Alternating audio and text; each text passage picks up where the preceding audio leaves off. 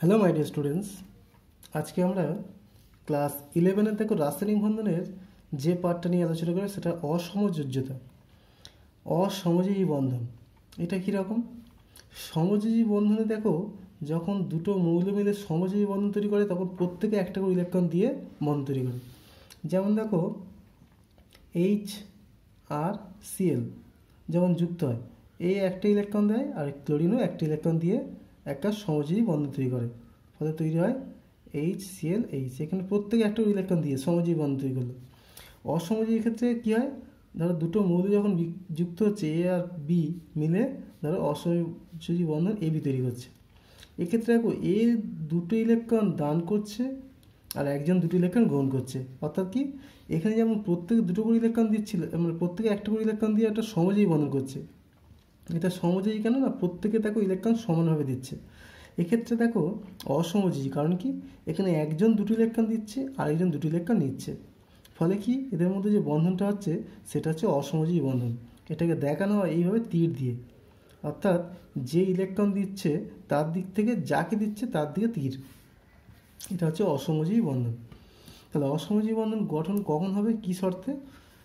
এখানে দেখো যে ইলেকট্রন দেয় তাকে বলে দাতা পরমাণু, অর্থাৎ এখানে হচ্ছে দাতা, আর যে ইলেকট্রন নিচ্ছে সে হচ্ছে গ্রহীতা, সে গ্রহীতা। তাহলে দাতা আর গ্রহীতা, এখানে দাতা পরমাণু নিঃসঙ্গ ইলেকট্রন জোট থাকতে হবে, কারণ দাতা পরমাণু দেবে তো, সুতরাং তার তো নিঃসঙ্গ ইলেকট্রন জোট থাকতেই হবে, তাই না? আর গ্রহীতা পরমাণুর অসম্পূর্ণ অষ্টক থাকতে হবে। কেন? কারণ এর যদি অসম্পূর্ণ অষ্টক থাকে তবেই তো ইলেকট্রন নিতে পারবে। যদি অষ্টক পূর্ণ হয়ে যায়, শেষ কক্ষে 8টা হয়ে যায়, তাহলে আর ইলেকট্রন নেবে না। সুতরাং অসম্পূর্ণ অষ্টক থাকতে হবে এই গ্রহীতা পরমাণু। আর কি না, দাতা পরমাণু নিঃসঙ্গ ইলেকট্রন জুড়ে সম্পূর্ণ স্থানান্তর হবে না, অর্থাৎ একে যে পুরোপুরি ইলেকট্রন দিয়ে দেবে তা নয়, অর্থাৎ ক্যাটায়ন বা অ্যানায়ন কিন্তু উৎপন্ন হবে না। একে দিয়ে দিলে পুরোপুরি এটা ক্যাটায়ন হলো, এটা অ্যানায়ন, এইরকম নয়। এখানে দাতা পরমাণুর যে ইলেকট্রন উভয় পরমাণু কর্তৃক সমভাবে ব্যবহার হবে, অর্থাৎ একজন ইলেকট্রন দুটো দিচ্ছে কিন্তু ব্যবহার হবে সমভাবে, অর্থাৎ এই দুটো ইলেকট্রন প্রত্যেকে সমানভাবে ব্যবহার করবে কিন্তু দিচ্ছে একজন। এই হচ্ছে অসমযোজী বন্ধন। এবার দেখো অসমযোজী বন্ধনের কীভাবে গঠন কৌশল, অর্থাৎ কীভাবে তৈরি করব আমি দেখাচ্ছি। দেখো সালফার ট্রাইঅক্সাইড, এখানে সালফার আর অক্সিজেন। এখন এই সালফারের দেখো শেষ কক্ষে আমরা দেখাচ্ছি 6টা ইলেকট্রন, এই সালফারের শেষ কক্ষে 6টা ইলেকট্রন। আর এইদিকে দেখো এই অক্সিজেন পরমাণুর এরও শেষ কক্ষে রয়েছে 6টা ইলেকট্রন, এই অক্সিজেন পরমাণুর শেষ কক্ষে রয়েছে 6টা ইলেকট্রন। সুতরাং এই যখন এই দুটো মিলে যখন যুক্ত হবে, দেখো এ একটা ইলেকট্রন দিচ্ছে, এ একটা ইলেকট্রন দিচ্ছে, এ একটা ইলেকট্রন, এ একটা ইলেকট্রন, ফলে যখন এসও হচ্ছে, দেখো এখানে এসও যৌগের মধ্যে কি দাঁড়াচ্ছে, এই একটা এসও যৌগটা দেখো আমি দেখাচ্ছি, অর্থাৎ এখানে দেখো এই এক জোড়া বন্ধন হচ্ছে, এখানে এক জোড়া বন্ধন হয়ে গেল। আর এদের যেমন হচ্ছে নিঃসঙ্গ ইলেকট্রন দু জোড়া করে রয়েছে, এখানে দু জোড়া, এখানেও দু জোড়া রয়েছে, ফলে এই হচ্ছে এসও হয়ে গেল। অর্থাৎ এসওটা তৈরি হচ্ছে, দেখো এটা H11O, এই তৈরি হলো এসও।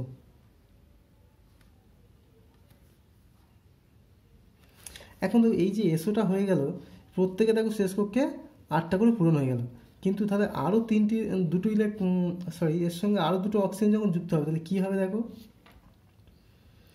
এই এসও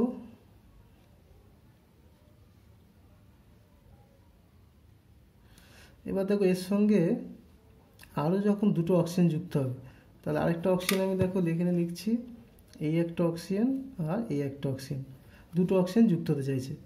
এবার দেখো প্রত্যেকের শেষ কক্ষে কটা করে, প্রত্যেকের শেষ কক্ষে 6টা করে ইলেকট্রন রয়েছে, প্রত্যেকের শেষ কক্ষে 6টা করে ইলেকট্রন। এখন দেখো এই দুটো ইলেকট্রন দিয়ে যদি এর সঙ্গে সমযোজী বন্ধন করে, তাহলে এই সালফারে কিন্তু অষ্টক বেশি হয়ে যাবে, তাই না? এর তো অলরেডি অষ্টক হয়ে গেছে, এই যে দেখো এখানেই অলরেডি অষ্টক হয়ে গেছে, এই যে 8টা ইলেকট্রন হয়ে গেছে। সুতরাং সালফারের তো অষ্টক হয়ে গেছে, সুতরাং এর সঙ্গে যদি সমযোজী করে আবার এর দুটো ইলেকট্রন বেড়ে যাবে, কারণ যখন এর সঙ্গে সমযোজী করবে এখান থেকে দুটো ইলেকট্রন এ পাবে, আবার এটার সঙ্গে সমযোজী করলে এর থেকে দুটো ইলেকট্রন এখানে পাবে। সুতরাং এখন আর সমযোজী করবে না, তাহলে এখন কী বন্ধন হবে? এখন দেখো এর দুটো দরকার, এর দুটো দরকার, সুতরাং এ হচ্ছে সালফার এই দুটো ইলেকট্রন দিয়ে এখানে একটা ইলেকট্রন জোড় তৈরি করছে, এই দুটো ইলেকট্রন একে দান করছে, ফলে এই হচ্ছে দুটো ইলেকট্রন একেও দান করছে। ফলে এই যে নিঃসঙ্গ দুটো ইলেকট্রন আছে, এটা হচ্ছে দাতা পরমাণু, তাহলে এর নিঃসঙ্গ ইলেকট্রন আছে, আর অক্সিজেন এখানে গ্রহীতা। যেহেতু অষ্টক পূরণ হয়নি, দেখো এখানে 6টা ইলেকট্রন, এখানে 6টা ইলেকট্রন, তাহলে অষ্টক পূরণ হয়নি। সুতরাং এক্ষেত্রে হবে দেখো এই সালফার এদিকে দুটো অক্সিজেনের সঙ্গে বন্ধন, আর এদিকে যে অক্সিজেনগুলো দেখো এই একটা অক্সিজেন, এই একটা অক্সিজেন, তাহলে এক্ষেত্রে যে বন্ধনটা হলো এটা হচ্ছে অসমজীবী বন্ধন। এই হচ্ছে অসমজীবী বন্ধন, বুঝে গেল? তাহলে এটা হচ্ছে অসমজীবী বন্ধন। এর দেখো নিঃসঙ্গ ইলেকট্রনগুলো দেখাই।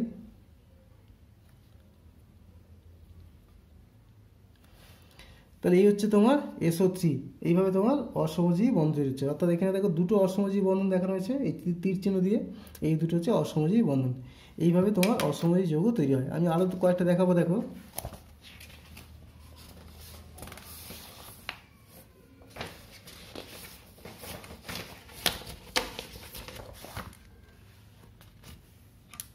এবার দেখো অর্থোফসফরিক অ্যাসিড H3PO4, এটা আমি দেখাচ্ছি। দেখো কীভাবে অসমজীবী বন্ধন এখানে তৈরি হচ্ছে। এই হচ্ছে কেন্দ্রীয় পরমাণু ফসফরাস। কেন্দ্রীয় পরমাণু বুঝতে হবে, কারণ এখানে দেখো ফসফরাস একটাই আছে, সুতরাং এটা হচ্ছে কেন্দ্রীয় পরমাণু। এবার এর চারিদিকে দেখো 4টে অক্সিজেন আছে আর হাইড্রোজেন আছে।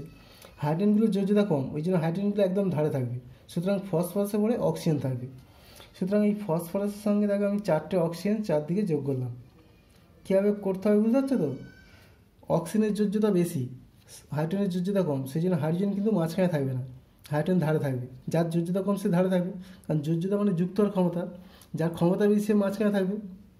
ফসফরাসের ক্ষমতা সবচেয়ে বেশি, সে কেন্দ্রীয় পরমাণু সবচেয়ে মাঝখানে আছে, তারপরে অক্সিজেন চারদিকে, এবারে হাইড্রোজেন থাকবে। আমি দেখো এদিকে একটা হাইড্রোজেন দিলাম, এদিকে একটা, এদিকে একটা। এই হচ্ছে তোমার ফ্রেমওয়ার্কটা তৈরি করলাম। এইভাবে তোমার কিন্তু ফ্রেমওয়ার্কটা প্রথমে করতে হবে।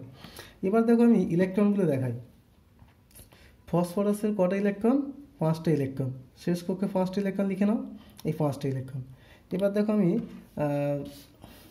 ওই অক্সিজেনের দেখাই। দেখো অক্সিজেনের শেষ কক্ষে দেখো 6টা ইলেকট্রন। প্রত্যেকটা অক্সিজেনের দেখো শেষ কক্ষে 6টা ইলেকট্রন। সুতরাং এইভাবে 6টা ইলেকট্রন দেখাচ্ছি, এই 6টা করে ইলেকট্রন লেখাচ্ছি। দেখো এখানেও 6টা ইলেকট্রন, প্রত্যেকটা 6টা করে ইলেকট্রন আছে, এখানেও 6টা ইলেকট্রন। সুতরাং অক্সিজেনের 6টা করে ইলেকট্রন দেখানো হয়ে গেল।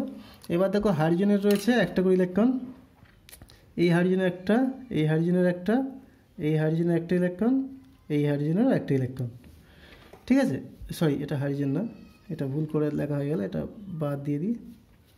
সুতরাং এই যে যৌগটা হচ্ছে, দেখো এবারে এই যে ফসফরাস এই একটা বন্ধন তৈরি করছে, এদিকে এই একটা বন্ধন তৈরি করছে, এদিকে এই একটা বন্ধন তৈরি করছে। সুতরাং দেখো ফসফরাসে 5টা ইলেকট্রন, আর 3টে ইলেকট্রন 3টে অক্সিজেনতে পেয়ে গেল। সুতরাং অক্সিজেন এই ফসফরাসে 8টা পূর্ণ হয়ে গেল। এবার দেখো এই অক্সিজেনের এদিক থেকে একটা পেয়েছে, আর এই হাইড্রোজেনের সঙ্গে একটা বন্ধন তৈরি করছে। এদিক থেকে এই অক্সিজেন এই হাইড্রোজেনের সঙ্গে একটা বন্ধন করছে, আর এই অক্সিজেন এদিক থেকে একটা পেয়েছে, আর এদিক থেকে একটা বন্ধন তৈরি করছে। সুতরাং দেখো প্রত্যেকটা অক্সিজেনে কিন্তু 8টা হয়ে গেল। এই 6টা ছিল, একদিক থেকে একটা, এদিক থেকে একটা। এই অক্সিজেন দেখো এদিক থেকে একটা পেলে, এদিক থেকে একটা। এই অক্সিজেন একই রকম, এদিক থেকে একটা, এদিক থেকে একটা পেয়ে গেল। সুতরাং এইগুলো সব কিন্তু ফিলফাল হয়ে গেল। কিন্তু এই অক্সিজেনটা দেখো ফাঁকা আছে, এই অক্সিজেনের 8টা কী করে পূরণ হবে? তার জন্য দেখো এই যে ফসফরাসের দুটো নিঃসঙ্গ ইলেকট্রন জোড় রয়েছে। এখন যদি এটার সঙ্গে সমযোজী করে, ফসফরাসের তো 8টা হয়ে গেছে, এই 2 2 2 আর এই 2 8টা হয়ে গেছে। সুতরাং আর কিন্তু এখানে সমযোজী হবে না। সুতরাং এই দুটো ইলেকট্রন এই অক্সিজেনকে দিয়ে অসমযোজী বন্ধন তৈরি করছে। এই দুটো ইলেকট্রন অক্সিজেনকে দিয়ে দিচ্ছে, ফলে দিয়ে এদের মধ্যে একটা অসমযোজী বন্ধন করছে। সুতরাং এখানে যৌগটা দেখো কী হলো দাঁড়ালো, এই ফসফরাস, এখানে একটা অক্সিজেনের সঙ্গে বন্ধন, এখানে একটা হাইড্রোজেনের সঙ্গে বন্ধন, এই অক্সিজেন, এই হাইড্রোজেন, এদিকে অক্সিজেন, এই হাইড্রোজেন, আর এখানে একটা অসমযোজী বন্ধন হয়ে গেল এই অক্সিজেনের সঙ্গে। আমি ইলেকট্রনগুলো দেখাই। দেখো এই হচ্ছে তোমার অক্সিজেনের এখানে 6টা ইলেকট্রন, এখানে অক্সিজেনের 4টে আছে, এখানেও দেখো 4টে। এই যে দেখো দুটো করে, এই দুজোড়া, এই দুটো, এই দুটো, এইগুলো বন্ধন করে গেছে। এখানেও দেখো একই রকমভাবে 4টে আছে, এই যে এই 4টে আছে। আর হাইড্রোজেনের কিছু ইলেকট্রন নেই, ফসফরাসেরও দেখো সব ইলেকট্রন বন্ধন করে গেছে, সুতরাং আর হচ্ছে কিছু নেই। সুতরাং এই হলো হচ্ছে অর্থোফসফরিক অ্যাসিড। আশা করছি বুঝতে পারলে কীভাবে তৈরি হচ্ছে। আরও একটা দেখাচ্ছি, দেখো নাইট্রিক অ্যাসিড। নাইট্রিক অ্যাসিড কীভাবে তৈরি হবে দেখো, এখানে তাহলে কেন্দ্রীয় পরমাণু কী হবে, নাইট্রোজেন হবে, কারণ হাইড্রোজেন তো এর যোজ্যতা কম, তাই হাইড্রোজেন হবে না। সুতরাং এখানে নাইট্রোজেনটাকে কেন্দ্রীয় পরমাণু করলাম। এর সঙ্গে কি অক্সিজেন নিশ্চয়ই থাকবে, কারণ অক্সিজেনের যোজ্যতা বেশি, তাহলে অক্সিজেনটার সঙ্গে থাকবে। এবার দেখো হাইড্রোজেনটা কোন দিকে থাকবে, হাইড্রোজেন যে কোনো একটা অক্সিজেনের সঙ্গে দিয়ে দাও, ধরো এখানে এই হাইড্রোজেনের সঙ্গে এই অক্সিজেনের সঙ্গে হাইড্রোজেন দিয়ে দিলাম, ঠিক আছে। নাইট্রোজেনের সঙ্গে দিলাম না কেন, কারণ দেখো নাইট্রোজেনের সঙ্গে দিলাম না কারণ হচ্ছে হাইড্রোজেনের সঙ্গে অক্সিজেনের সাথে বন্ধনটা বেশি হয়, ঠিক আছে, সেই জন্য এখানে দিয়ে দিলাম। এবার দেখো আমি ইলেকট্রনগুলো দেখাই। নাইট্রোজেনের 5টি ইলেকট্রন, নাইট্রোজেনের 5টি ইলেকট্রন দেখাচ্ছি, দেখো এই আমি এই দুটো ইলেকট্রনটাকে বাদ দিচ্ছি, এটা অন্যদিকে দেখানো হয়ে গেছে, যাই হোক। এবার দেখো অক্সিজেনের ইলেকট্রন দেখাই। অক্সিজেনের এই 1, 2, 3, 4, 5, 6টা। এই অক্সিজেনের দেখো 6টা ইলেকট্রন, এই অক্সিজেনেরও 6টা ইলেকট্রন, ঠিক আছে। এবার দেখো এই নাইট্রোজেনটা এই অক্সিজেনের সঙ্গে একটা বন্ধন তৈরি করলো, ঠিক আছে, তাহলে একটা হলো। এবার দেখো এর তো 8টা দরকার, ফলে এখানে 5 আর 6 হয়েছে। সুতরাং এদিকে এই অক্সিজেনের সঙ্গেও, এদিকে দেখো এই অক্সিজেনের সঙ্গেও বন্ধন তৈরি করছে, এই একটা বন্ধন হচ্ছে, এই একটা বন্ধন তৈরি করছে। তাহলে এই নাইট্রোজেন দেখো 8টা পূর্ণ হয়ে গেল, তাই না, 5 এই 2 আর 1 8টা হয়ে গেল। সুতরাং আর এই এদিকে হাইড্রোজেনের যে একটা ইলেকট্রন আছে দেখো, এটা এর সঙ্গে বন্ধন তৈরি করছে, ফলে এই অক্সিজেন 8টা হয়ে গেল। যে তোমার দেখো 6 একে 7 একে 8, নাইট্রোজেনের তাহলে 8টা হয়ে গেল, এই অক্সিজেনও 8টা হয়ে গেল, 6 আর এই 2 8। এবার এই অক্সিজেনটা দেখো পড়ে আছে, তাহলে কী হবে, এটা নাইট্রোজেন যদি এর সঙ্গে সহজেই বন্ধন করে, তাহলে নাইট্রোজেনের যোজ্যতা বেড়ে অষ্টক প্রসারণ হয়ে যাবে, অষ্টকের থেকে বেশি হয়ে যাবে, কারণ 8টা হয়ে গেছে।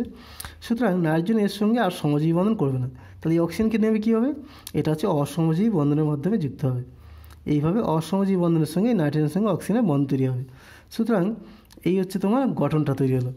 এখান থেকে অসমযোজী বন্ধনটা আমরা এটা দেখাচ্ছি, দেখো কীভাবে হচ্ছে। তাহলে এই হচ্ছে তোমার নাইট্রোজেন, তাহলে এদিকে দুটো সমযোজী বন্ধন হলো, এদিকে দেখো একটা অক্সিজেনের সঙ্গে বন্ধন, তার সঙ্গে একটা হাইড্রোজেন, আর এদিকে একটা অসমযোজী বন্ধন অক্সিজেনের সঙ্গে।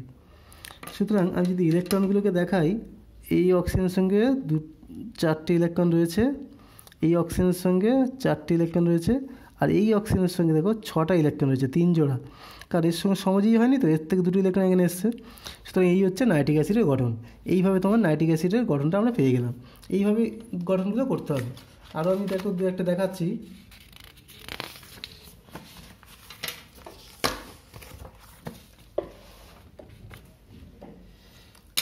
দেখো সালফিউরিক অ্যাসিড বা H2SO4, তাহলে এখানেও একই রকমভাবে সালফারটা হলো কেন্দ্রীয় পরমাণু সালফার। সালফারের সুতরাং এর চারদিকে অক্সিজেনগুলো আমরা লিখে নিলাম, কারণ অক্সিজেনের অলরেডি বলেছি যে অক্সিজেনের যোজ্যতা বেশি, তাই অক্সিজেনগুলো এর সঙ্গে লিখলাম। আর দুটো হাইড্রোজেনকে দুটো অক্সিজেনের সঙ্গে যোগ করে দাও, এই হচ্ছে ফ্রেমওয়ার্ক। সুতরাং এইভাবে তোমাকে ফ্রেমওয়ার্কটা তৈরি করতে হবে। আরেকবার বলছি, দেখো সালফার কেন্দ্রীয় পরমাণু, আর অক্সিজেনের যোজ্যতা বেশি, তাই সালফারের চারদিকে 4টা অক্সিজেন, আর এই অক্সিজেনের সঙ্গে দুটো হাইড্রোজেন দুদিকে যোগ করলাম। এবার দেখো আমরা ইলেকট্রনগুলো যদি দেখাই, সালফার ইলেকট্রনগুলো দেখাই, দেখো এই দুটো আর এই একটা, অর্থাৎ 6টা ইলেকট্রন হয়ে গেল সালফারের। এবার দেখো অক্সিজেনের ইলেকট্রন দেখাই, এই অক্সিজেনের 1, 2, 3, 4, 5, 6টা। এদিকে এই অক্সিজেনের দেখো 1, 2, 3, 4, 5, 6টা। এই অক্সিজেনের 1, 2, 3, 4, 5, 6টা, 6টা ইলেকট্রন হয়ে গেল। এই অক্সিজেনের 1, 2, 3, 4, 5, 6। এবার দেখো সালফারের 6টা ইলেকট্রন রয়েছে, তাই না, আর হাইড্রোজেনের দেখো একটা করে ইলেকট্রন ক্রস দিয়ে দেখাচ্ছি। সালফারের 6টা আছে, ফলে আর 2টো ইলেকট্রন হয়ে গেলে কিন্তু সালফারে অষ্টক পূরণ হয়ে যাবে। সেই জন্য দেখো এই সালফার এই অক্সিজেনের সঙ্গে একটা ইলেকট্রন জোড় তৈরি করলো, আর এইদিকে এই অক্সিজেনের সঙ্গে একটা ইলেকট্রন জোড় তৈরি করলো, ফলে দেখো এখন সালফারে কিন্তু অষ্টক পূরণ হয়ে গেল, 8টা হয়ে গেল সালফারের। এখন এই সালফারের যখন 8টা হয়ে গেল, এই অক্সিজেন দেখো এদিক থেকে একটা পেয়েছে, আর এই দিক থেকে একটা হাইড্রোজেন পেলে এই অক্সিজেনও 8টা হয়ে যাচ্ছে। একই রকম এই অক্সিজেন দেখো এদিক থেকে একটা ইলেকট্রন পেয়েছে, আর এদিকে হাইড্রোজেনের সঙ্গে একটা বন্ধন করলো, ফলে এই অক্সিজেনও 8টা পূরণ হয়ে গেল। ফলে দেখো এই লাইনটা পুরো সবাই পূরণ হয়ে গেল, কিন্তু এই দুটো অক্সিজেন ওপর নিচে যে রয়েছে তাদের কিন্তু অষ্টক পূরণ হয়নি। সুতরাং এখন সালফারের তো 8টা হয়ে গেছে, সুতরাং সালফার এদের সঙ্গে যদি সমযোজী করে তাহলে অষ্টকের প্রসারণ হয়ে যাবে। সেই জন্য কী করছে সালফার, এই দুটো ইলেকট্রন দিয়ে এই অক্সিজেনের সঙ্গে অসমযোজী বন্ধন করছে, আবার এই দুটো ইলেকট্রন দিয়ে এই অক্সিজেনের সঙ্গে অসমযোজী বন্ধন তৈরি করছে। সুতরাং এটাকে আমরা দেখাচ্ছি, দেখো এই সালফার, এই একটা অক্সিজেনের সঙ্গে বন্ধন, এই একটা হাইড্রোজেনের সঙ্গে বন্ধন, এদিকে এই অক্সিজেনের সঙ্গে বন্ধন, এই হাইড্রোজেনের সঙ্গে বন্ধন, এদিকে এই অসমযোজী বন্ধন হলো, আর নিচেও একই রকমভাবে অসমযোজী বন্ধন। এবার এদের ইলেকট্রনগুলোকে দেখায়, দেখো এই অক্সিজেনের সঙ্গে রয়েছে, ক্রস না ডট, এই এদিকে রয়েছে অক্সিজেনের সঙ্গে ইলেকট্রন, আর এদিকে দেখো তোমার ইলেকট্রন রয়েছে 6টা। সুতরাং এখানে 6টা করে ইলেকট্রন রয়েছে, এখানে দেখিয়ে দিলাম। এই হচ্ছে সালফারিক অ্যাসিডের গঠন, ঠিক আছে। H2SO4, এখানে দুটো অসমযোজী বন্ধন, এই যে দুটো দেখতে পাচ্ছ উপর নিচে। এরপর দেখো অ্যামোনিয়াম মূলক NH4+, এটা কীভাবে তৈরি হচ্ছে, দেখো নাইট্রোজেন কেন্দ্রীয় পরমাণু একটাই রয়েছে, এর সঙ্গে 4টে হাইড্রোজেন চারদিকে। এখন দেখো একটা প্লাস আছে, তাহলে একটা প্লাস মানে কি, তাহলে কোনো একটা হাইড্রোজেনের তাহলে একটা প্লাস করে দিই, তাহলে এই হাইড্রোজেনটাকে ধরো প্লাস করে দিলাম। এবার দেখো নাইট্রোজেনের শেষ করে কটা ইলেকট্রন আছে, নাইট্রোজেনের শেষ করকে 5টি ইলেকট্রন, সুতরাং 5টি ইলেকট্রন লিখছি, দেখো এই 5টি ইলেকট্রন লিখে নিলাম। এবার দেখো হাইড্রোজেনের শেষ করকে একটা ইলেকট্রন, একটা ইলেকট্রন লিখছি, আর এটা প্লাস যেহেতু সুতরাং এর কোনো ইলেকট্রন থাকবে না। এবার দেখো নাইট্রোজেনের আমার শেষ কক্ষে অষ্টক পূরণ করার জন্য এই একটা বন্ধন হলো, এই একটা বন্ধন হলো, এদিকে এর সঙ্গে একটা বন্ধন হলো। সুতরাং দেখো নাইট্রোজেনের অষ্টক পূরণ হয়ে গেল, কারণ 5টা ছিল আর এই 3টে হাইড্রোজেন 3টে পেয়ে গেল। সুতরাং নাইট্রোজেনের যদি অষ্টক পূরণ হয়ে যায় তাহলে নাইট্রোজেন এখন এই H+ এর সঙ্গে কী হবে, তাহলে যুক্ত হবে। এর তো অষ্টক পূরণ হয়নি, সুতরাং এর অষ্টক পূরণ হয় না, এটা অবশ্য ইলেকট্রন নেই, এর দুটি ইলেকট্রন হলেই হয়ে যাবে। সুতরাং এই নাইট্রোজেন যে দুটো ইলেকট্রন আছে সেটা দিয়ে এই H+ এর সঙ্গে একটা অসমযোজী বন্ধন তৈরি করছে।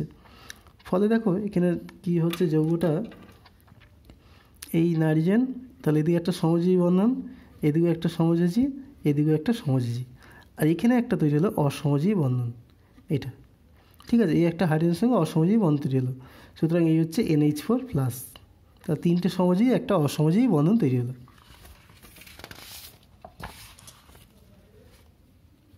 এবার দেখো হাইড্রক্সোনিয়াম H2O+, তাহলে এখানে কেন্দ্রীয় পরমাণু অক্সিজেন, এর সঙ্গে দেখো আমি 3টে হাইড্রোজেন লিখছি। এবার দেখো অক্সিজেনের শেষ কক্ষের ইলেকট্রন কত, 6টা, সুতরাং আমি 6টা ইলেকট্রন লিখছি, দেখো এই 6টা ইলেকট্রন লিখলাম, অক্সিজেন শেষ কক্ষে 6টা ইলেকট্রন। এবার এই হাইড্রোজেনের প্রত্যেকের শেষ কক্ষে একটা ইলেকট্রন, কিন্তু এটা দেখো H2O+, মানে একটা হাইড্রোজেনকে প্লাস করে দিই, তাহলে প্লাস মানে এর কোনো ইলেকট্রন থাকছে না, তাই না। সুতরাং এই অক্সিজেনের দেখো 6টা ইলেকট্রন পূরণ করার জন্য এই একটা বন্ধন তৈরি করছে সমযোজী, এদিকেও একটা সমযোজী বন্ধন তৈরি করছে। আর এর তাহলে দেখো 8টা পূরণ হয়ে গেল, 6টা আর এই দুটো 8টা হয়ে গেল। এখন এই H+ তাহলে কীভাবে যুক্ত হবে, এই যে তোমার নিঃসঙ্গ ইলেকট্রন আছে তার সঙ্গে এই হচ্ছে হাইড্রোজেনের একটা অসমযোজী বন্ধন তৈরি হলো। সুতরাং এখানে কীভাবে লিখবো, দেখো ও, এদিকে H সমযোজী বন্ধন, এদিকে H সমযোজী বন্ধন, আর এদিকে একটা অসমযোজী বন্ধন তৈরি হলো, এটা হাইড্রোজেন, এ হচ্ছে অসমযোজী বন্ধন তৈরি হলো। আর ইলেকট্রন জোড় দেখো এখানে রয়েছে, এখানে এক জোড়া ইলেকট্রন জোড় রয়ে গেছে, ঠিক আছে। এই হচ্ছে তোমার H3O+ এর গঠন, তাহলে এখানে দুটো সমযোজী আর একটা অসমযোজী বন্ধন তৈরি হয়েছে। আরেকটা দেখাই, দেখো O3, এই যে O3 যৌগটা, এখানে দেখো অক্সিজেন,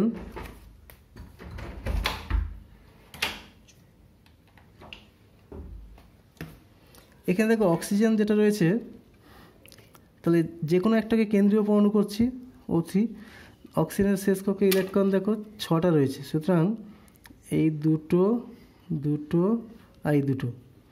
আর প্রান্তীয় পরমাণু অক্সিজেনগুলোকে দেখো, এটা কেন্দ্রীয় পরমাণু, এটা প্রান্তীয় পরমাণু, এটাও 6টা আমি দেখাচ্ছি, দেখো এই প্রত্যেকের 6টা করে ইলেকট্রন, সুতরাং এটাও 6টা করে ইলেকট্রন দেখিয়ে দিলাম। এবার দেখো এই অক্সিজেনের তো 8টা পূরণ করতে হবে না, সুতরাং এই অক্সিজেন দেখো এদিকে এই একটা সমযোজী বন্ধন করছে, আরেকটা সমযোজী বন্ধন করছে, সুতরাং এই অক্সিজেন দেখো 8টা পূরণ হয়ে যাচ্ছে।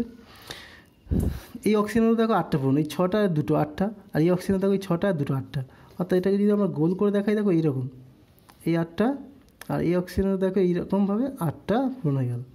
তাহলে এই অক্সিজেনটাকে কীভাবে নেবে?